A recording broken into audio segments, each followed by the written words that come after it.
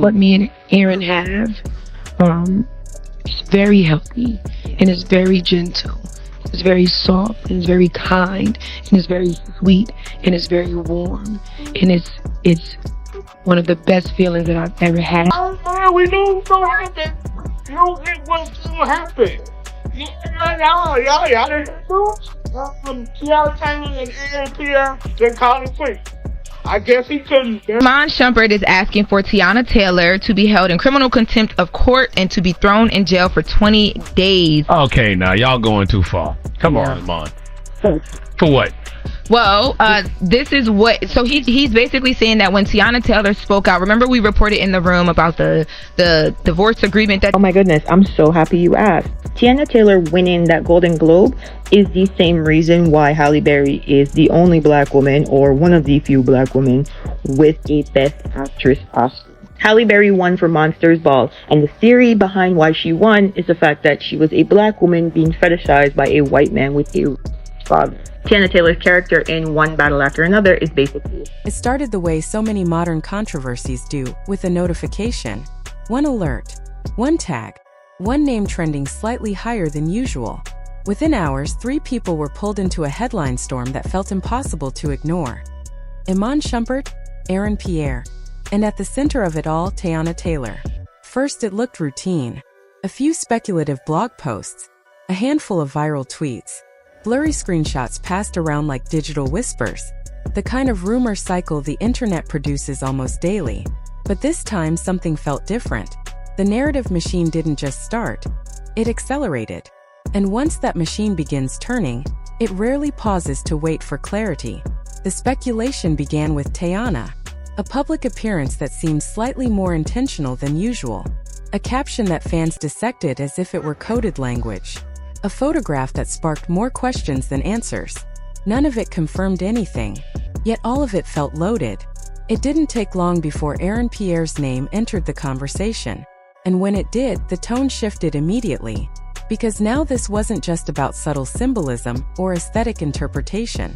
It became about connection, timing, proximity, what it meant. And hovering in the background, quiet but central, was Iman.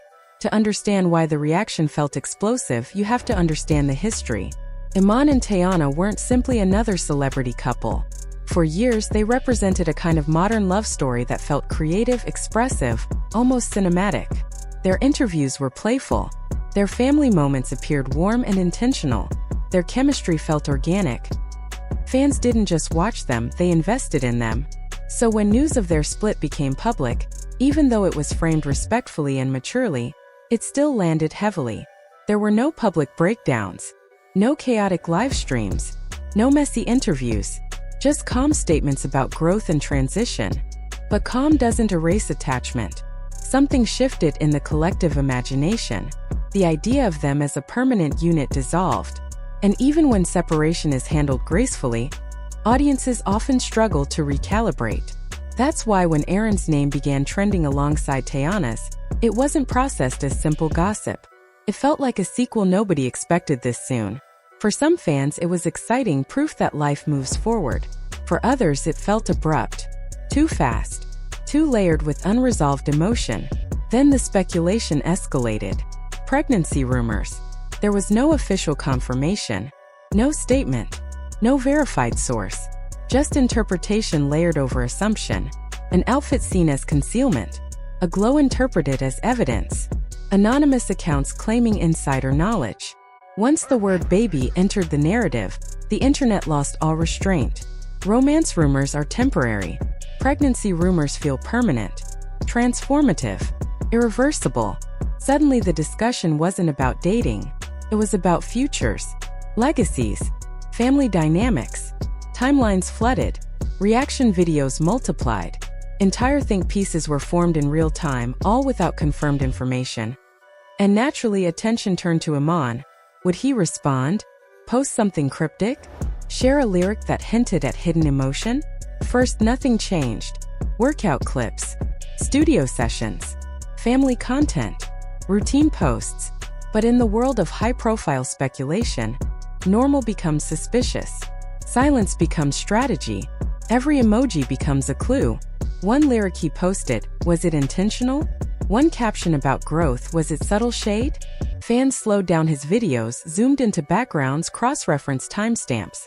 Entire threads were built around seconds of footage. But here's the truth. Perception moves faster than intention. When Iman finally addressed the controversy, it wasn't explosive. It wasn't chaotic. It wasn't emotional. It was controlled, measured, deliberate. He focused on co-parenting, privacy, protecting his children, maintaining peace. He emphasized maturity and perspective over reaction. He didn't attack. He didn't accuse. He didn't dramatize. And that response did something fascinating. It divided the audience again. Some praised him immediately. They saw evolution, growth, emotional intelligence. Others weren't convinced. They questioned the calm. They searched for hidden resentment beneath the composure. But regardless of interpretation, one thing was undeniable. He refused to feed the chaos. Meanwhile, Pierre faced a different kind of storm. Unlike Iman, he wasn't emerging from a shared public love story. He was stepping into an already emotional narrative. His name became attached to headlines he didn't create. His image entangled in speculation that existed before he entered the frame. When Aaron addressed the situation, his tone was restrained, almost clinical in its precision. He avoided sensational language, redirected attention toward his work, emphasized respect for privacy. It wasn't dramatic. It wasn't reactive. And in a climate where outrage often equals engagement, calm can feel radical. Some applauded his composure. Others questioned why he didn't deny the rumors outright. But perhaps restraint was intentional. In high-visibility spaces, over-explaining can fuel speculation just as much as silence. And then there was Teyana, the epicenter. Her silence became the loudest element in the room. She didn't rush to confirm or deny. She didn't post a lengthy caption defending herself. She didn't go live. She didn't engage in subtle back-and-forth messaging. She remained still. And that stillness shifted the dynamic entirely. Because now the men had spoken. The internet had debated. But she withheld commentary. Silence is powerful and dangerous. It can be interpreted as guilt, or strength, or exhaustion, or strategy, or indifference, or control. In this case, it became a mirror reflecting whatever the viewer already believed. The broader conversation intensified.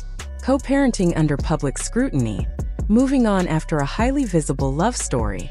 The pressure placed on women's bodies and timelines. The expectation that men publicly assert dominance or display hurt when faced with change. This wasn't just gossip anymore. It became cultural commentary. Some observers noted how quickly women are scrutinized for pregnancy rumors, how every outfit becomes evidence.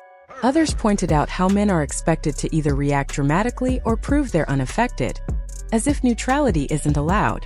Perhaps the most striking element of the entire situation was how little confirmed information actually existed compared to how strong the emotional reactions were. No official pregnancy announcement. No declared relationship status. Just perception layered over history, layered over projection. Yet the impact felt real. Comment sections polarized. Fans chose sides that may not even exist in reality. Brand conversations shifted. Three individuals navigating a narrative largely constructed without them. Iman leaned into maturity and protection. Aaron leaned into restraint and focus. Teyana leaned into autonomy and silence. Each response revealed something, not necessarily about the truth of the rumors, but about their approach to scrutiny. There's something deeply revealing about how people handle public storms. Some escalate. Some defend. Some retaliate. Others move slowly, deliberately, choosing not to amplify noise.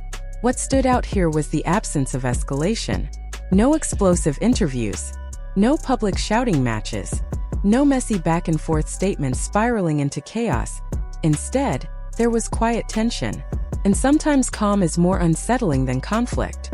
Because when drama doesn't explode outwardly, the pressure lingers beneath the surface. Unspoken. Observed. Interpreted.